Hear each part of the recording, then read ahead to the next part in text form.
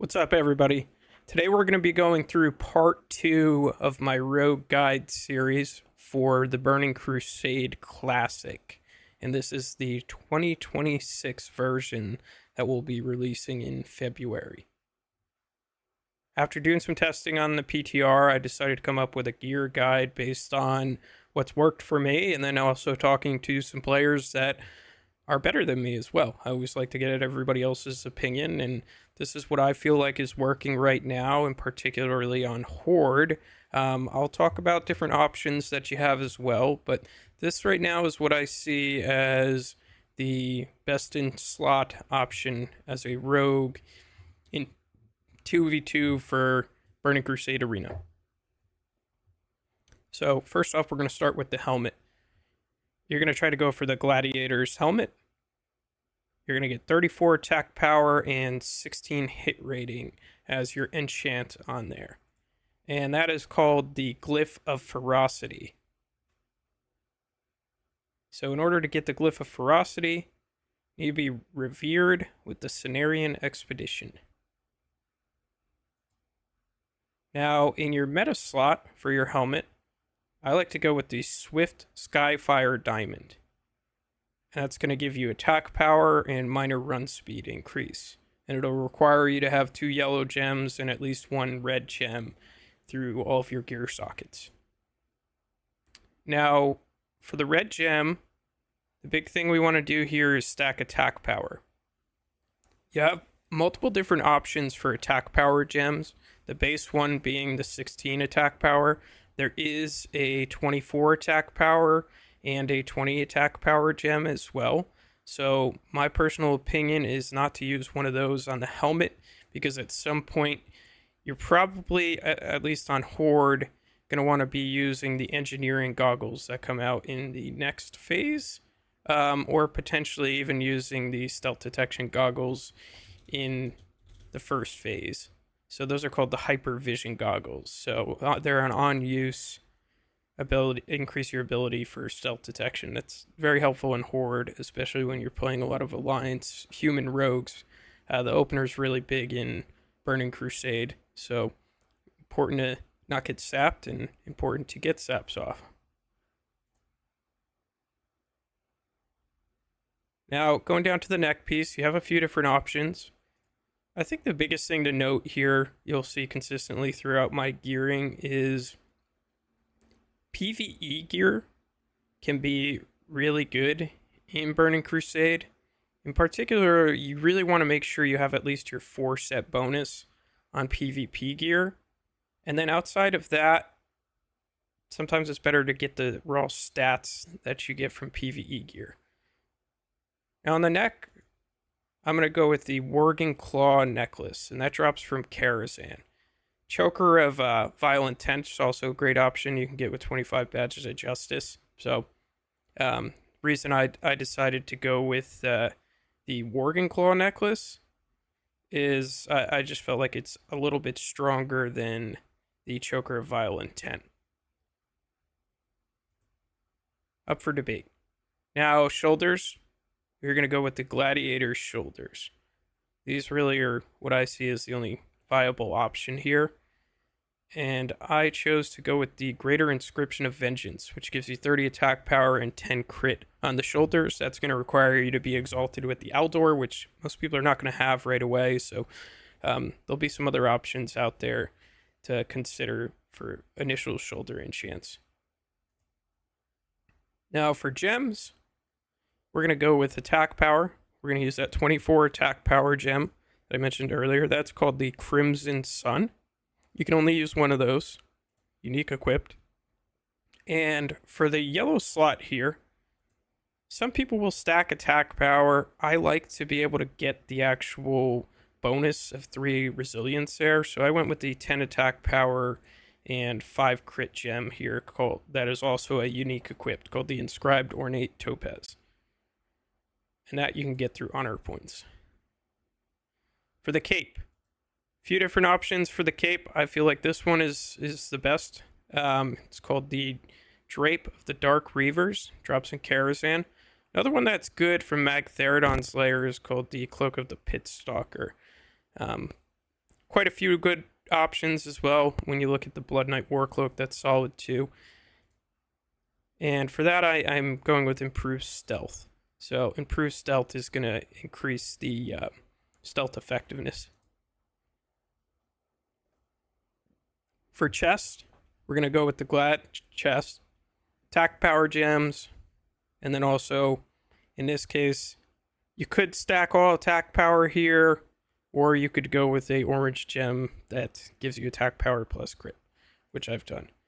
I've decided to go with the resilience enchant on the chest. Major resilience gives you 15 resil.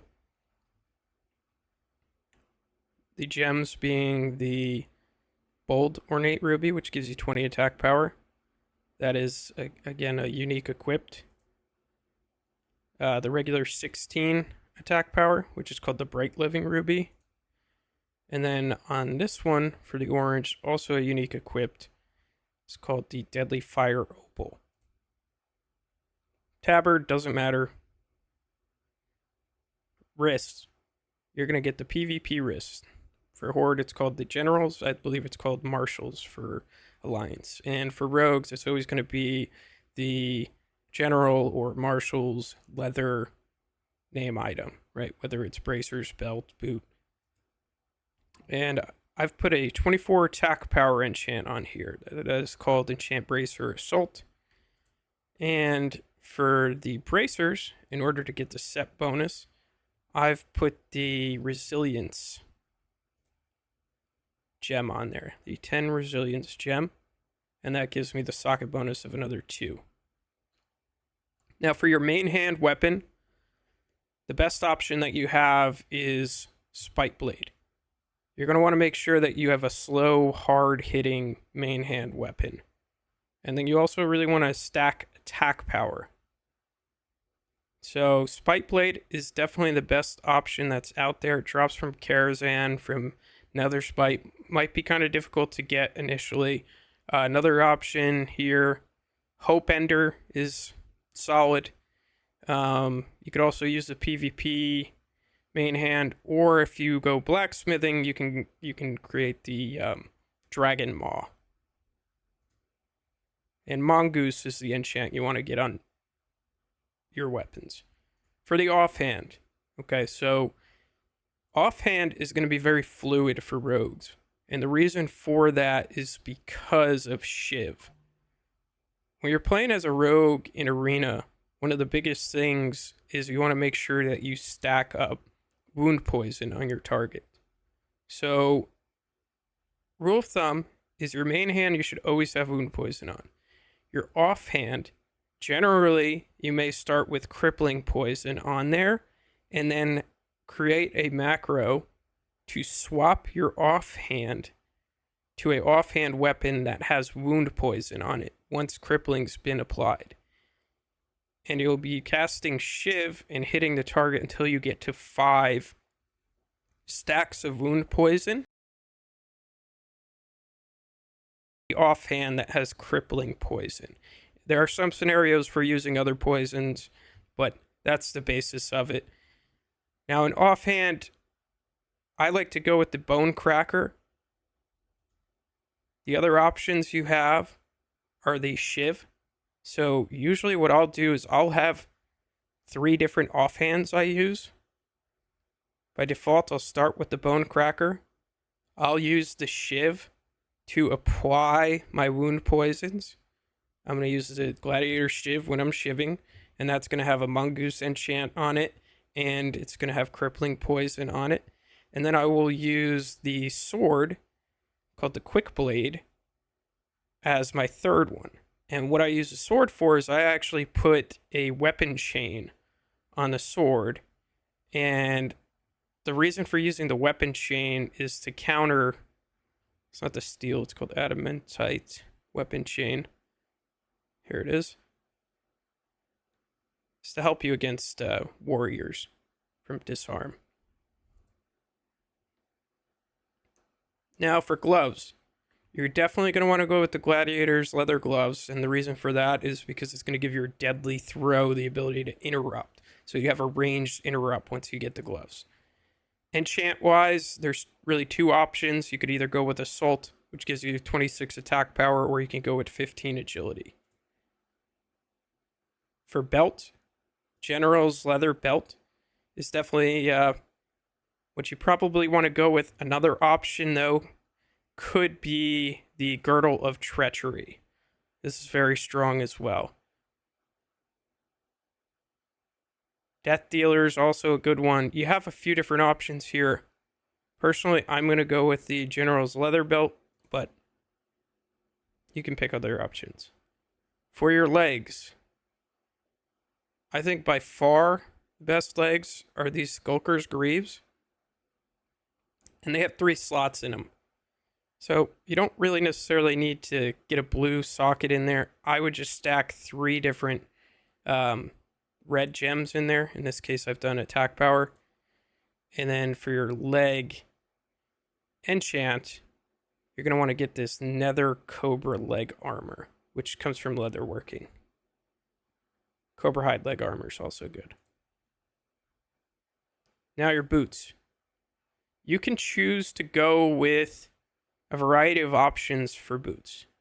Now, one that's out there, these Rapscallion boots are strong.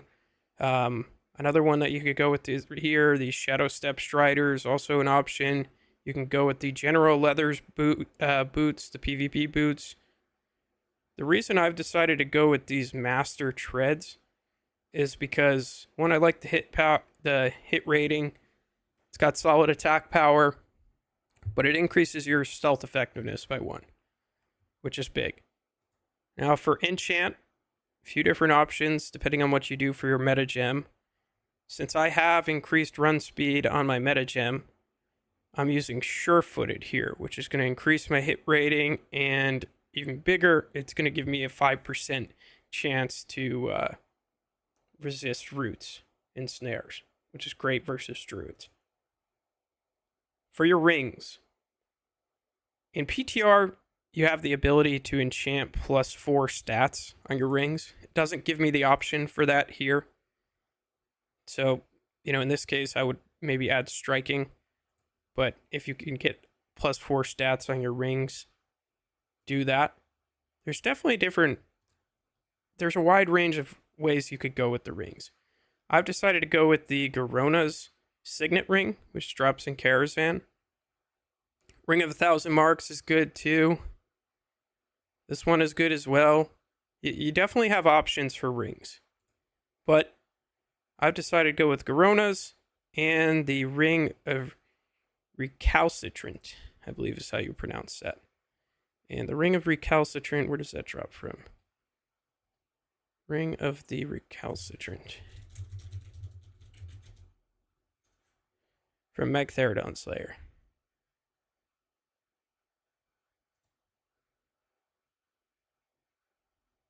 Now, trinkets, these are the only options you should go with.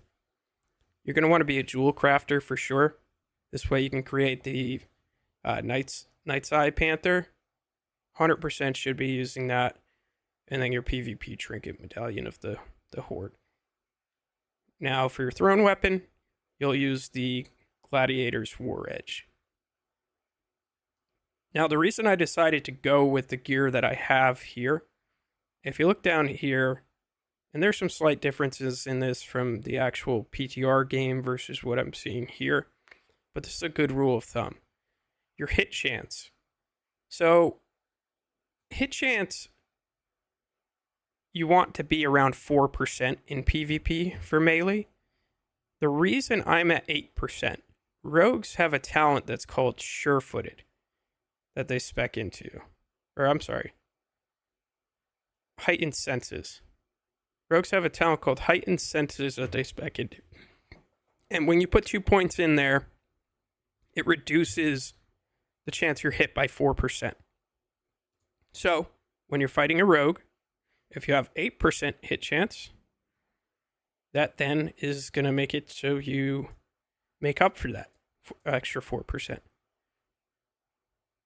There are also other classes that have talents like this, but that's the thought process by why you want to be around 8%, in my opinion. Now, crit, not as important as attack power necessarily, but still very important. I would say you want to, from a defensive standpoint, resilience is extremely important, but it also depends on your comp. In this case, I'm at 242 resilience, which is good. It's not overbearing. Could be a little bit on the higher end for some comps, but I like having resilience. Dodge is at 27. And you'll see my attack power here. So I'll put a link to this in the video description. It's also going to have a link to my talents. You can check out a guide that I did previously on rogue talents. One noticeable difference you'll see is after doing some further testing, instead of going into improved eviscerate, I decided to go into murder. And then another option you have here is if you want to run improved exposed armor, I would maybe take some points out of lethality to do so. Well, that wraps up this guide. If you guys have any questions, feel free to at me on Twitch or YouTube. Happy to be help. Peace.